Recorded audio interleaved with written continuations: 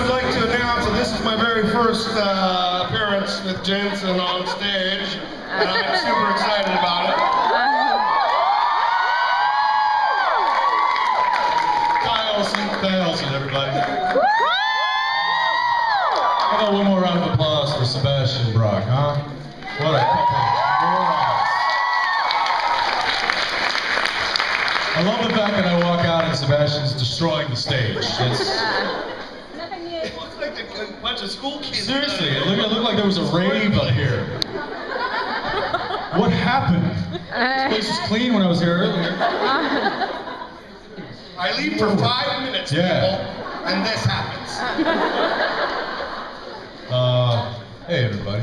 Hey. Hi. Everybody having a good Saturday? Yeah. Ty, stop playing with the toys.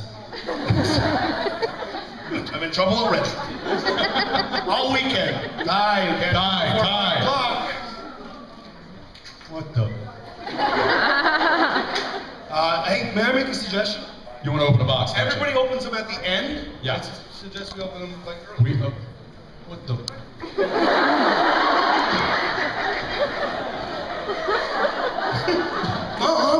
Mom, I'm here with my friends. Go away.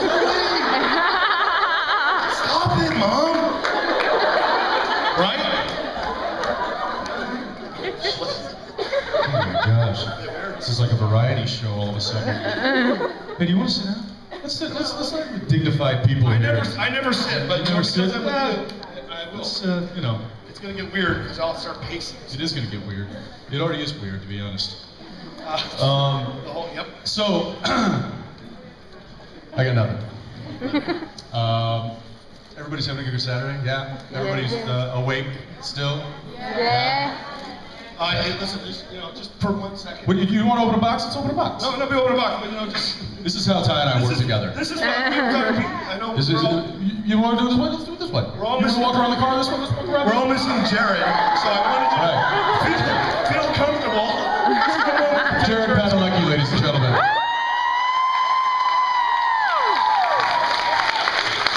We were talking about that earlier. What's it like working with Jared? Oh, this is like this. Hey, how's the weather up there? Does my nipple look shaved to you? You can open a box if you wish. You know what? Yeah, pick one out. You went with a pretty bow, didn't you? All right. You should do the honors. Oh, all right.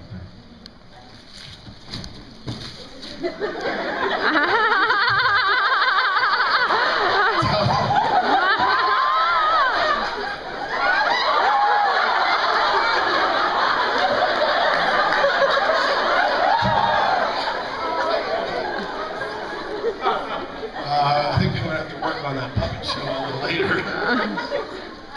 I mean, this is just all kinds of dangerous. I'm so happy that Sebastian didn't get it.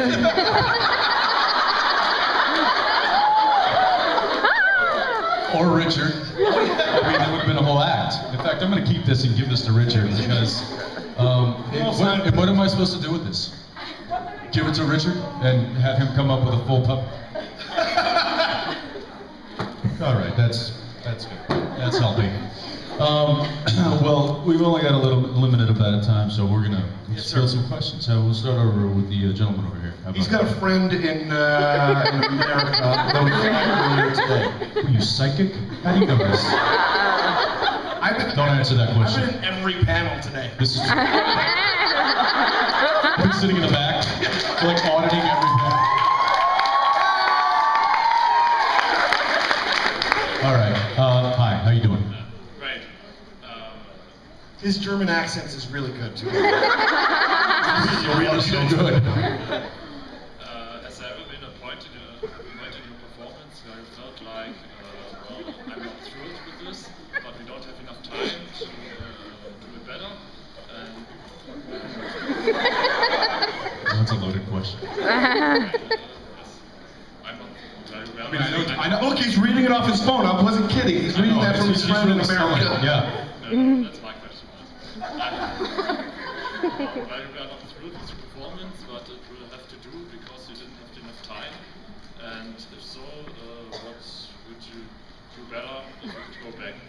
To answer your question, yes, that does happen. It's because, and Ty can attest to this as well, because television is such a rapid pace in production, we're filming at such a fast speed because you have to. Time is money, and the more time you take to get something done, I mean, we're packing a lot of production into 8 days of schedule per episode. So, a lot of times, you have to pick your battles with what you want to really focus on. So if there is an expedition, or help me out. No. Exposition scene. Thank you, God. If there's an exposition scene where we're just literally trying to get information out to the audience and move on, you know, sometimes it's you might just burn through the dialogue to get it out because you got to get to the really important stuff. I always say too, one thing that you can't underestimate in this business is trusting your director and your editor. I've done scenes where I've left the scene going, we didn't get that. There's no way we got that. That's going to suck.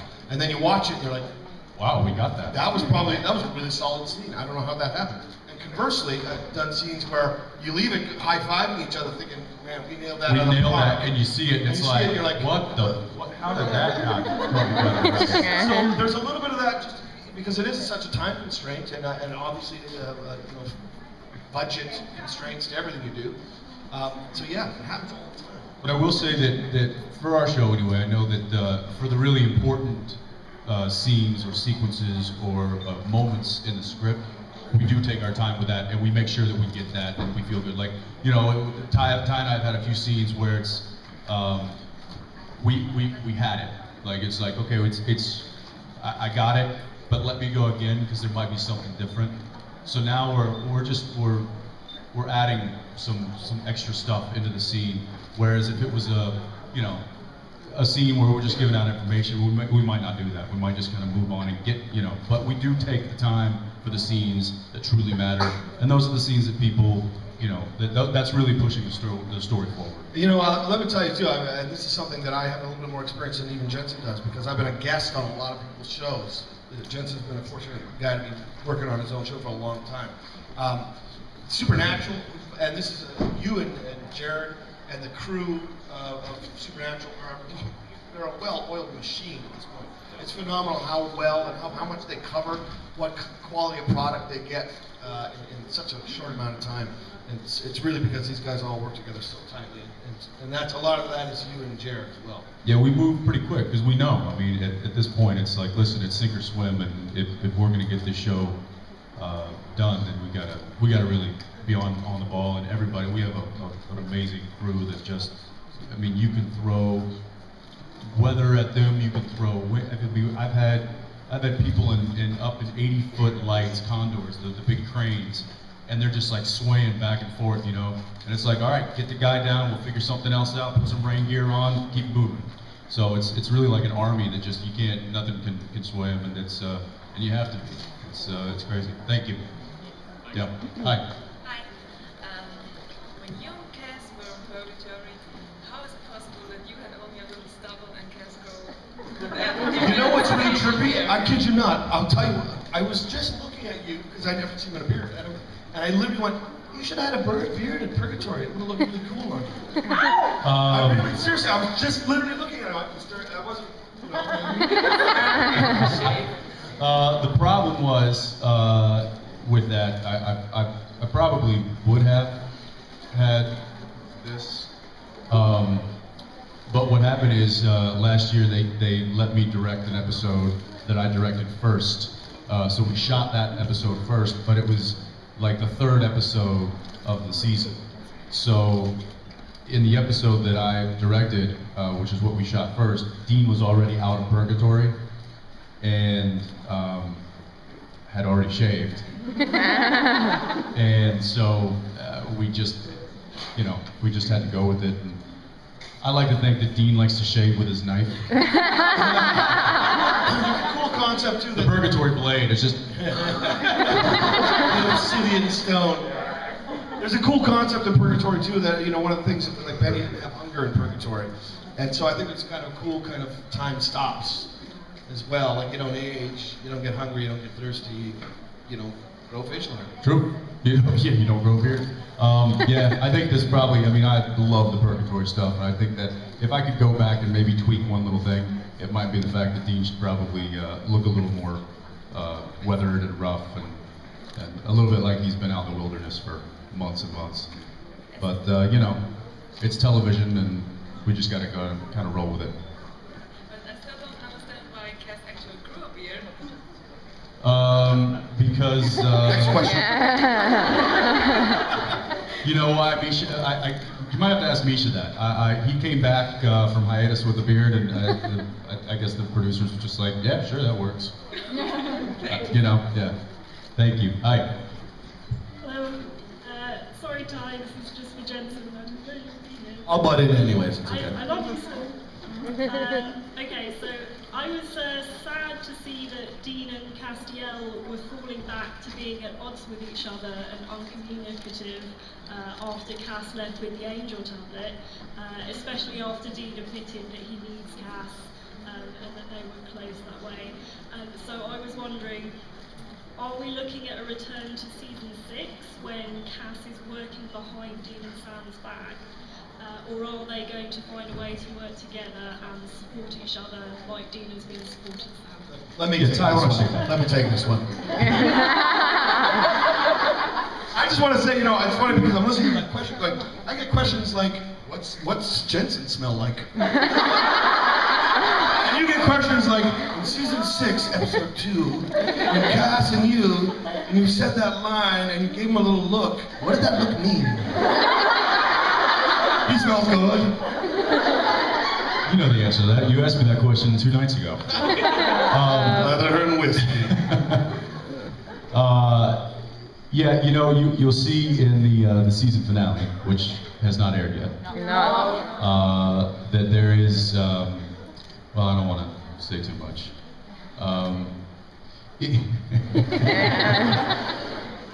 There is a struggle with Cass and Dean as far as you know, their relationship, but I think much like Sam and Dean, there is an underlying kind of bond. There is a friendship there that kind of supersedes whatever troubles are happening. They're always going to kind of, you know, look out for one another or have each other's back, and you know, they might have their own agenda sometimes, but you'll see in the season finale what old Cass is up to.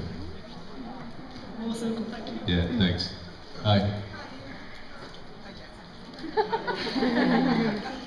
I'd like to talk about your room in the book. When you, it was very touching to me to see Mary's picture close to this bed. And by the way, talking about the room, did some girls already seen it? Has some girls been inside Dean's room Yes, in the Men of exactly. Letters thing? Or in future? Well, yeah. They're blindfolded. They can't. I can't let them know where the secret layer is. I have to blindfold them, bring them in. What? Don't judge me. I don't know. You know, maybe Dean has other. You know, there's always the back of the Impala, isn't there? Yes.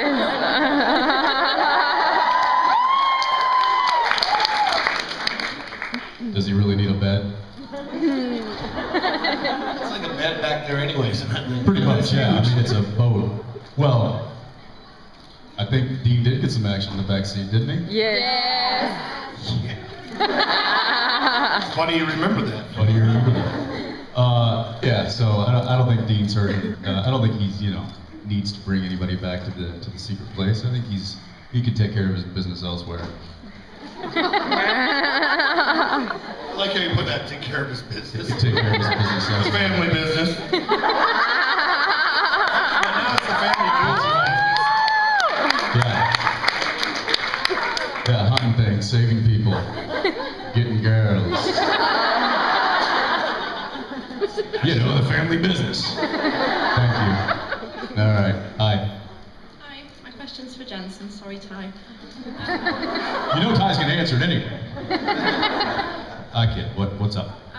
I've spent the previous few days in Florence, and I know that Daniil's previously said that it's one of your favourite places. And I was just wondering what you liked about it. What were your favourite spots? Well, one of the best eating experiences I ever had was in Florence at Inoteco Picchiori, which is the restaurant there. That's one of the. I think there's probably 2 on my list of places that are just untouchable. That place And McDonald's. And what? McDonald's. Okay. And that was a place in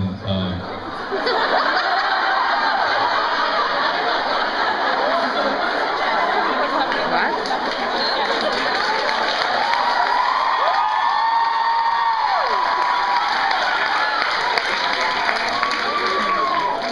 I don't know what's happening. Did you just do a crotch shot? Did we just go right into the family business? Look at him grinning back there. I thought it was getting a little slow.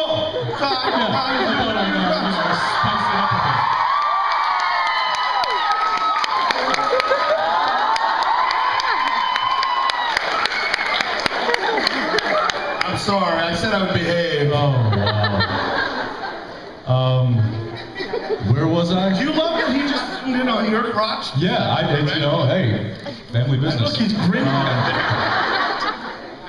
there. Florence, yes. The David, right? You see that? The Domo, you gotta see that. The Ponte Did you climb Vecchio. it? Did I what? Did you climb it? No. We climbed it. Did you? Well, congratulations. Now I gotta go back. No, it's a beautiful city. Yeah, much like Roma. Very beautiful. Love it here. Thanks. Hi. Hi, Jensen. Hi. My question is for Jensen. Surprise, surprise. Sorry, buddy. Well, first of all, I want to tell you, Jensen, congratulations for the baby. Thank you very much.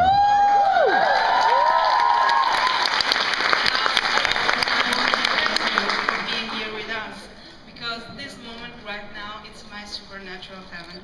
So I just want to thank you for making my dreams come true again. Take notes, Ty.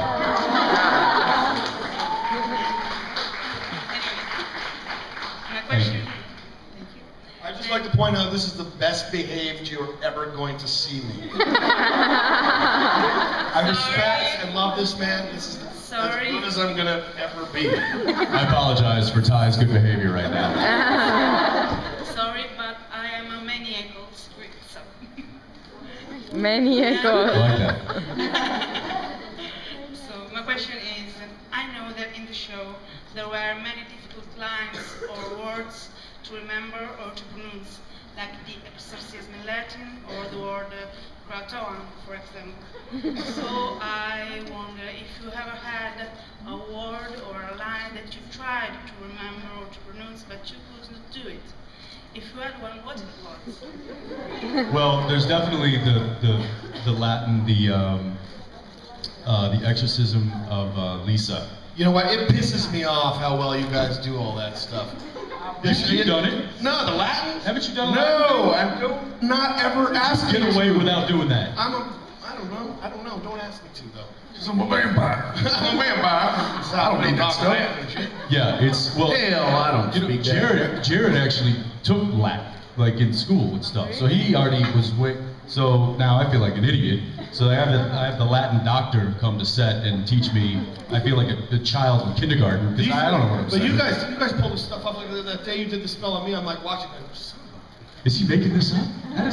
Oh no, it's. Yeah, it was like, is that no? It's doing the same thing over and over again. But I remember the exorcism of Lisa, where she was, possessed, coming at me, and it was like 2 pages of Latin. That was the most difficult one that I mean, because it's, there's a reason that it's a dead language. You know what's interesting about things like that? I'll give you a real recent experience. I just did a feature film. I don't know if you know this, but I don't know if I can tell you this. Yes, tell me. They're remaking Godzilla, and I have a little part in it. Next door to us. Yeah. Next door to Supernatural. And I don't know what was wrong with me that day, but I had one word, something like blah blah blah, technical jargon, blah blah blah. The graph is moving exponentially. And I said exponentially so many times that I started to go, I don't understand what that word is. I don't know what that word means anymore, and I don't know how to say, I don't know if I'm not saying it right. And then so I get halfway through exponentially. And I screwed this line up 20 times. But see, it's a feature film. They they've got the kind of money to work with that. Yeah. But way to go, buddy. Way to be a pro. And I still wanted to crawl back into your across the lawn. But remember, you guys, you liked me over here, didn't you? By the end of it, I was going, you know what? I can play a good lizard. If you haven't filled that role yet, I can do the lizard part really well.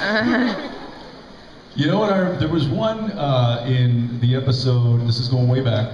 So, episode Skin.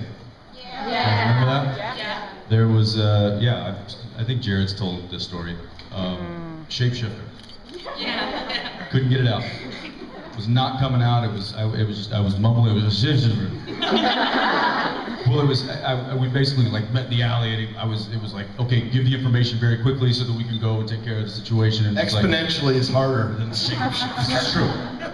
But it was the director was Robbie McNeil. And he came up to me, he's like, you know, Jensen, that shapeshifter, you're kind of just swallowing the word. You need to just say it with a little bit more clarity. And I was like, yeah. I was like, okay, that's fine. So I get in there, I was like, say it. Shapeshifter. I mean, totally. And then Jared's just. And now I can't say the line without stopping and literally straight face going shapeshifter. It gets in your head. It does. So really, all the whole time, all you're thinking about is, I'm getting to that word. It's getting closer and closer and closer. Here it comes. And stop. Sure. And go. Yeah. So that one, that's. It happens. It's like getting the giggles, you know, when people get tickled on set. It's, I love that. Yeah. It happens. Man, people get pissed off because I can't stop laughing because I love it. Jared's notorious. I mean, we have to like stop production for half an hour and let him walk it off. Go have a snack. Go or walk something. it off, pal. I want to be there for that. Oh man. You'll be pissed at me because I won't help. Yeah, you won't help the situation. I have I done my coverage to a vibrating Jared's face, and just like. And I'm just stone-faced giving my coverage because I know we don't have time to like, you know, deal with his shenanigans. Sorry, hi. Thank you. That's, you know, I'm sure there's many more stories, but I don't want to bore you guys. Hi. Hi. My question for Jensen. Sorry. You guys don't need to say that every time. You're gonna really give him a complex. You're gonna give him a just ask the question and you know what? We'll figure it out. I hate to break it to you. I've done 8 episodes. This man's done 8 seasons. Surprise, surprise! You have a few more questions for me. What is your question? I'd like to know if, and if you did, how the character Dean influenced you as a person. How does Dean influence Jensen?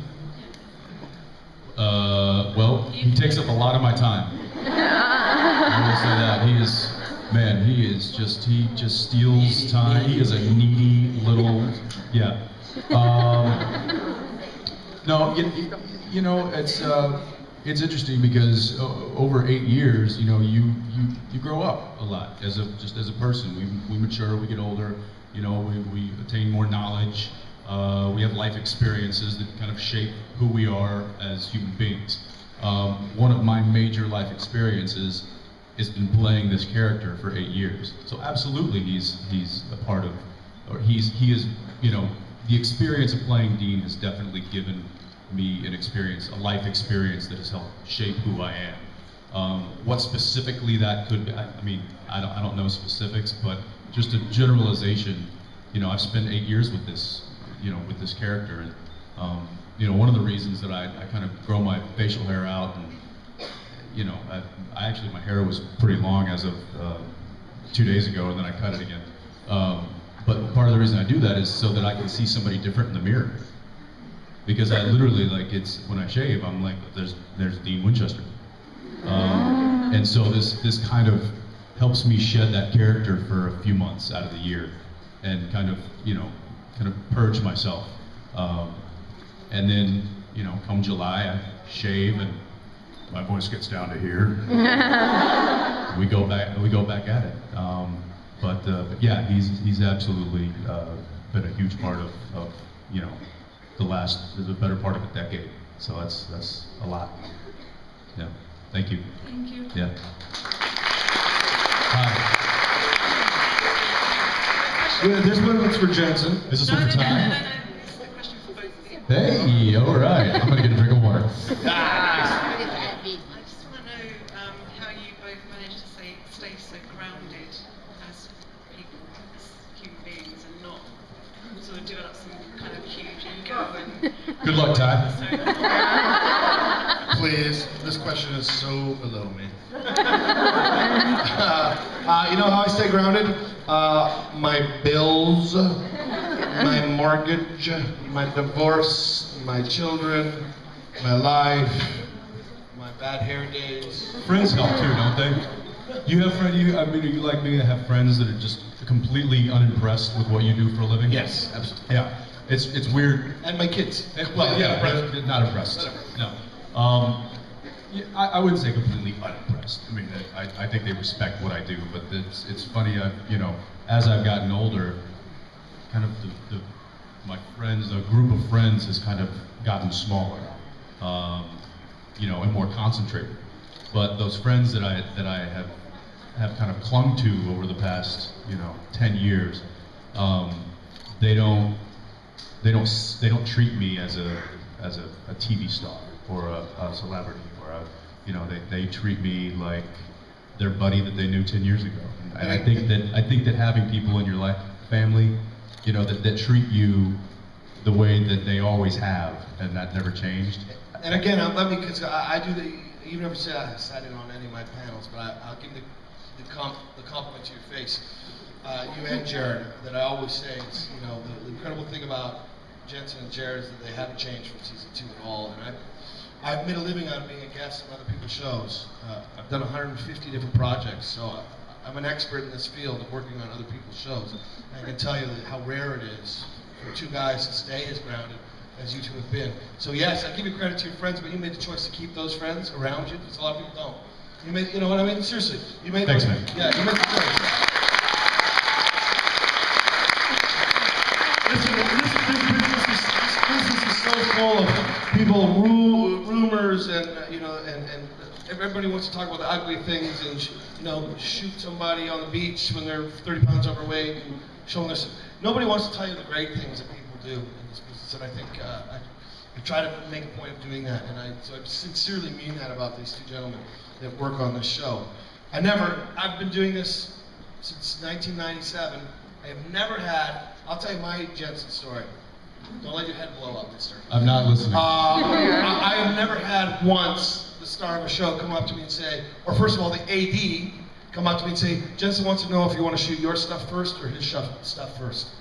Never. Not once. 145 projects. I've never, ever had that. I literally was like, what? I'm ready to do it in any way you want. That's very nice. Half an hour later, Jensen comes over and goes, hey dude, you want to run your lines? It's all my dialogue. The last thing he really wants to do is run fucking scene with me. But he's got 5 lines in the scene. And that speaks of his character, it speaks of him as a leader on the show. And yes, I know you've got a lot of great friends around you, but you kept your friends around you. Because some people don't. So, thank you, buddy. Thanks, man.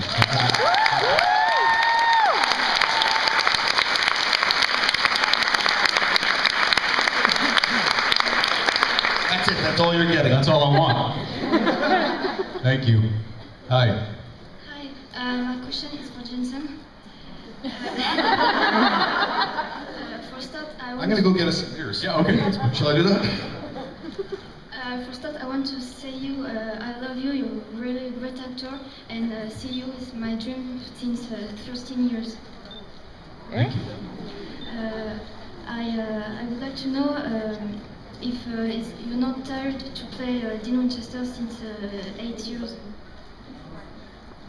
What's the question? I didn't get it. You're not tired to play Dean Winchester since Am No. I tired of playing Dean Winchester? Yes. No. Why, do I look tired?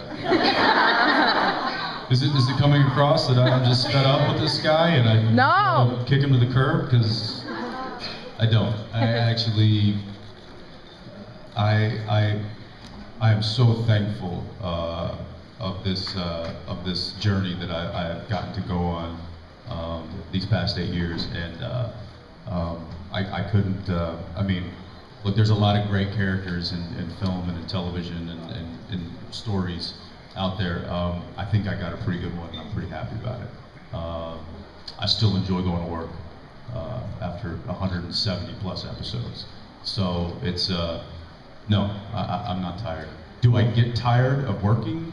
Yeah, I think everybody has their moments. You know, there's some days when it's, you know, in the middle of January and we have to be up at 6 a.m. and it's 22 degrees outside. That's Fahrenheit. I know you guys work in Celsius, but that's, what would that be? Like, it's cold, very cold. And the last thing you want to do is, you know, go put on your, you know, your actor face and get in front of a camera that you know is going to be watched by millions of people.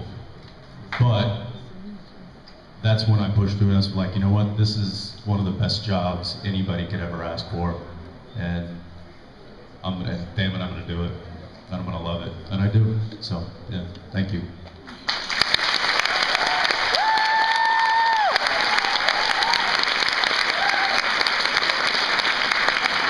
Hey, you know, make no mistake, too, and I've said this before, you know why this show's gone 8 seasons?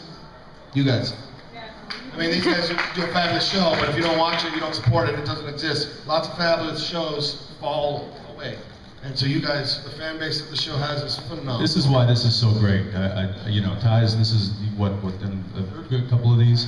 And, you know, it's such a unique opportunity to get to truly interact with the people that support you, you know, that watch the show and that really kind of go to bat for. I mean, you guys really kind of protect us too. I mean, you do. You say us from like a lot of the naysayers, and even though there might be a few of you in the crowd, I'm kidding. But no, I mean, you really save us from the critics. You know, you save us from the people that are like, what is this show? Why is it still on the air? And a lot of times, you know, I've heard a lot of stories from you guys. I've been like, you know, that my friend didn't understand it, didn't know what the show was, and now it's like her favorite show on the air, and, you know, blah blah blah. But it really is you guys that are the driving force behind what we do, and it's a great honor for us to get to come here and talk with you and answer your questions and just be around this kind of energy, because it helps us move forward and it keeps us excited about what we do. So thank you. Yeah. Thank you.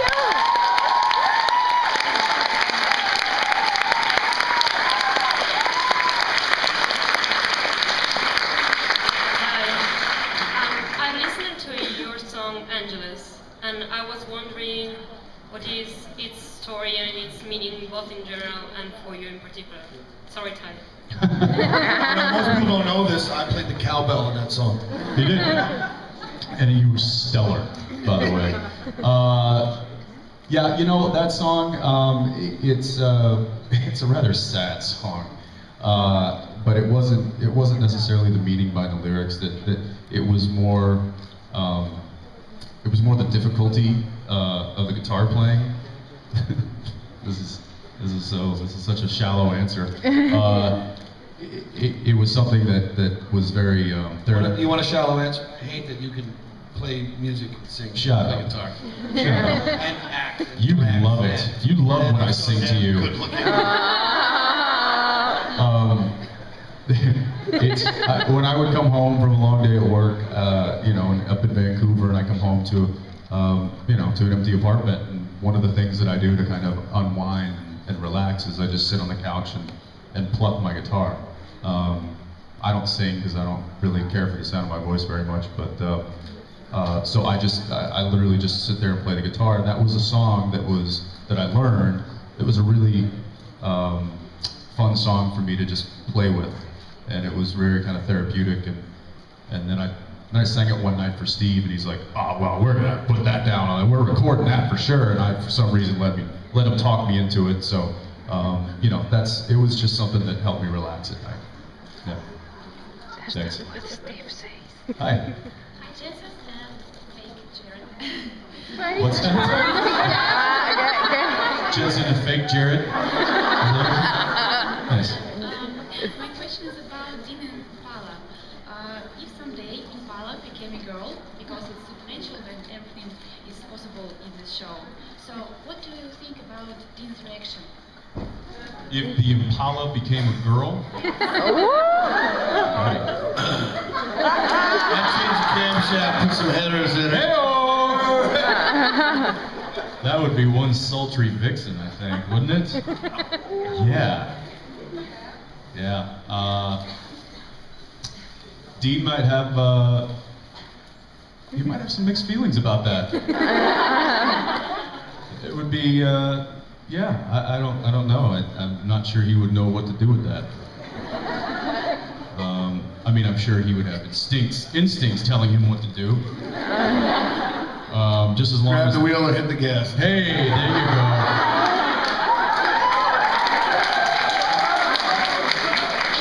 That's it. Throw it into drive and punch it.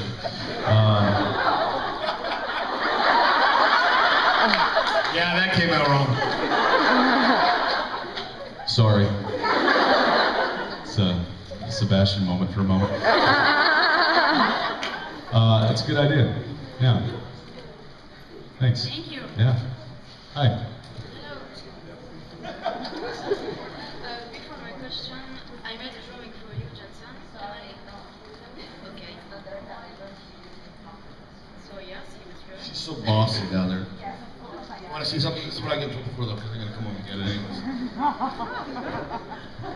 Give me the back. Give it to me. What do you got? Did you draw this? She made it for you. Look at that. I don't feel right if I don't break the rules every half hour or something. It's a drawing of me and my wife.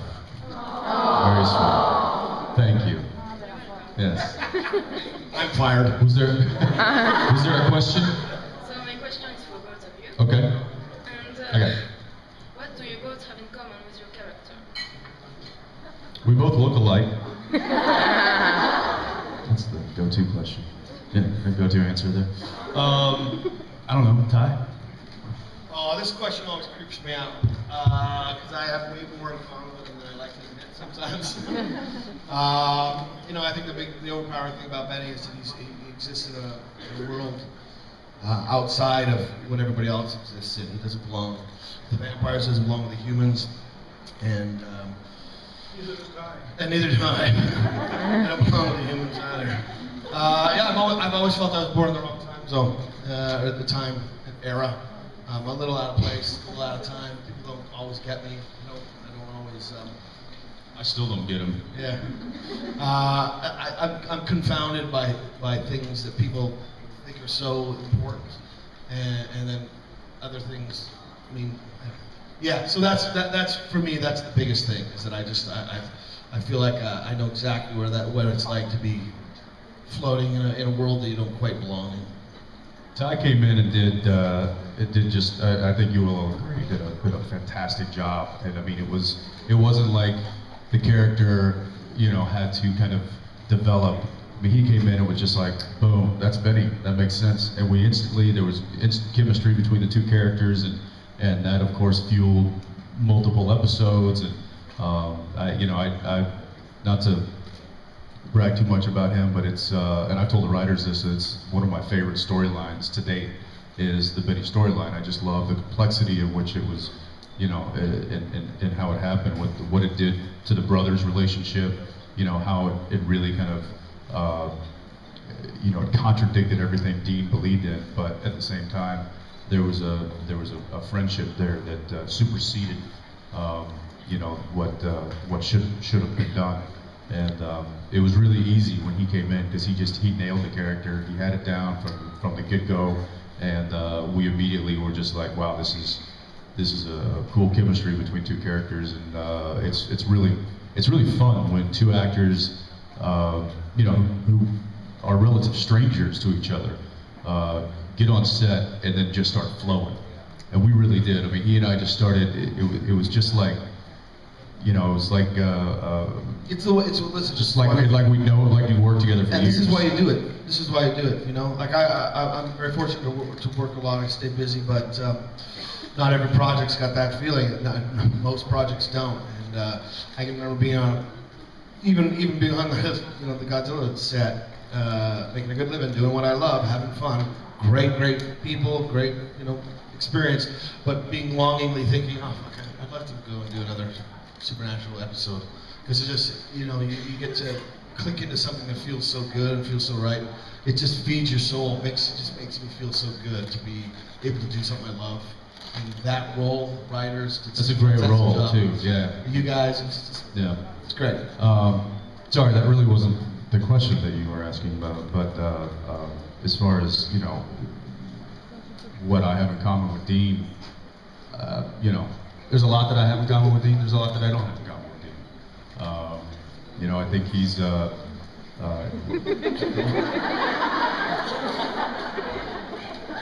that on a remote control? Please tell me that's on a remote control. Yes.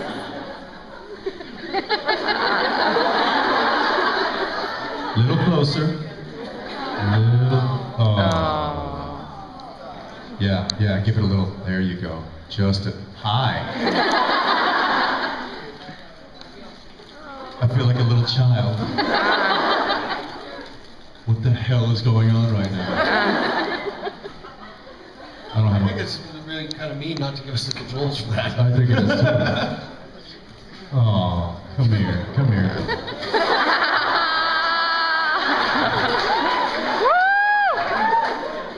Anyway, thanks for the question. No. That's one thing Dean and I have in common.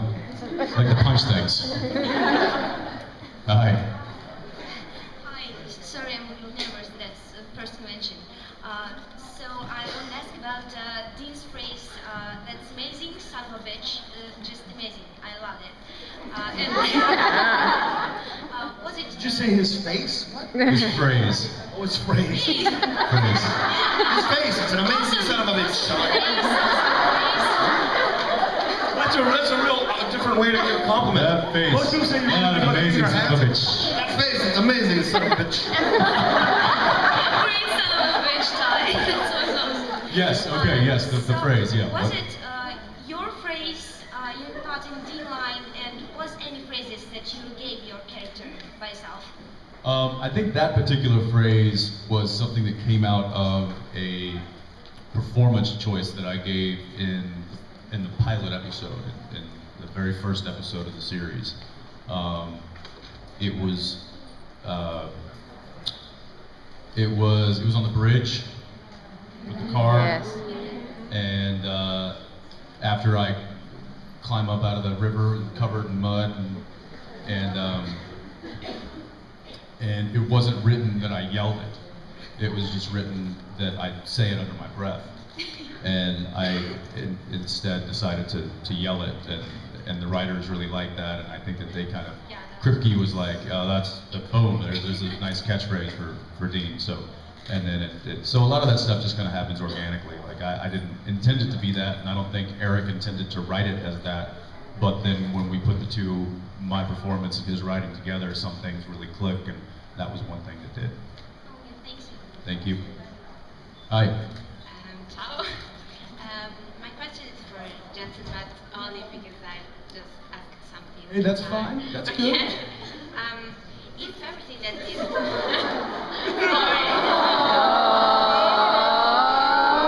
He's just a big teddy bear, really. If everything that is real in the show was real even here in the real world, would you be on a coach eating pie and drinking beer, or would you be an actor to meet world? Would I be more of the eating pie and drinking beer if I knew that there was supernatural things out there? Or would I actually start hunting? Gosh, the pie and beer sounds really good. Acting's a pretty cushy job sometimes, isn't it? Yeah, you know, people ask me a lot of times, like, you know, what would you do if, or have you ever had any supernatural encounters, you know, with ghosts or anything? And I like to say that, you know, what my job has given me is the knowledge that I've gotten playing this character is enough to scare any actual ghost away from me. So I don't have to worry about it. Of course, which is probably a false sense of security, but yeah, I don't know. You know, it's. I think that if I had to hunt in real life, I'd take solace in the fact that I've had 8 years of practice. My question for you is.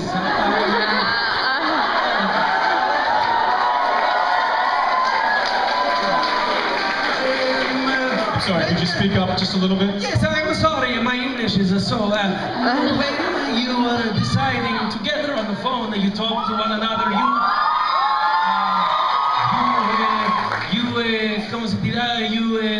talk to each other on the phone every day before coming out to decide what to wear the same shirt. Who makes the decision which color to wear that way? That was bait of the Indian Russian at the end.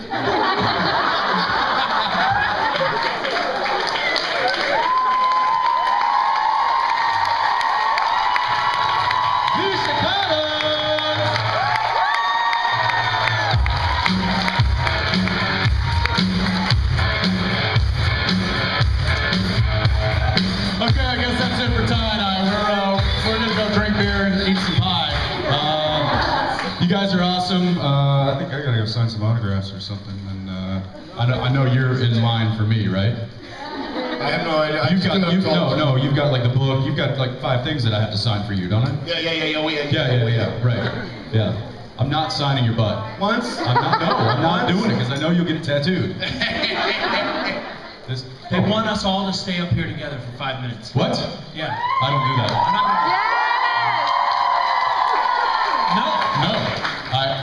We don't work. I am standing down here the whole time. That's all I'm doing right here. Forget it. Oh. No, come on, Ty. Let's get up. Get up here. Get up here. I'm not taking my pants off again for you. So, Misha, I have a question for you. What? What do we do with this? Is this the box that you opened? Isn't it obvious what you do with this?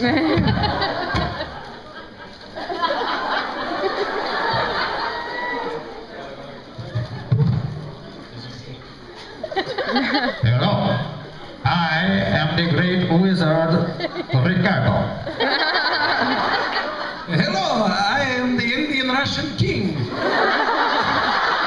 I am the elderly old man who's confused. And we are nobody important. Yeah, speak for yourself. Yeah, speak for.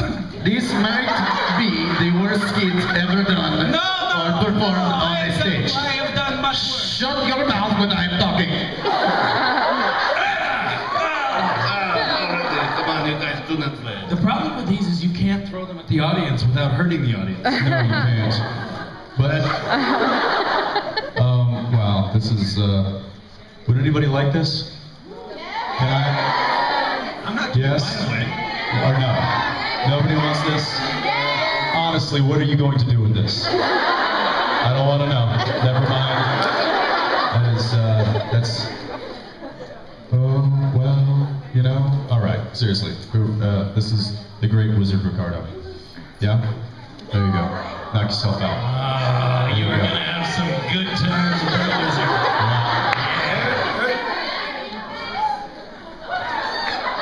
Will someone give this to Sebastian? Who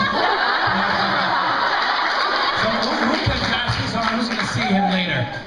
Wow, she's like, I'm definitely going to see him later. Sweet, do you have his room number? I'm going to see him. Here you go. Can you give this to him? Thanks. Well, this whole panel just derailed. I mean, what a way to finish with the puppet show. I have been as well behaved as I can be for as long as I can be. Okay. All right, I'm getting out of here. Misha Collins can take over. Guys, love you. Mean it. You guys are amazing. Ty Olson, ladies and gentlemen. Thank you, Jensen. And we will see Maybe tonight, I don't know. So anyway.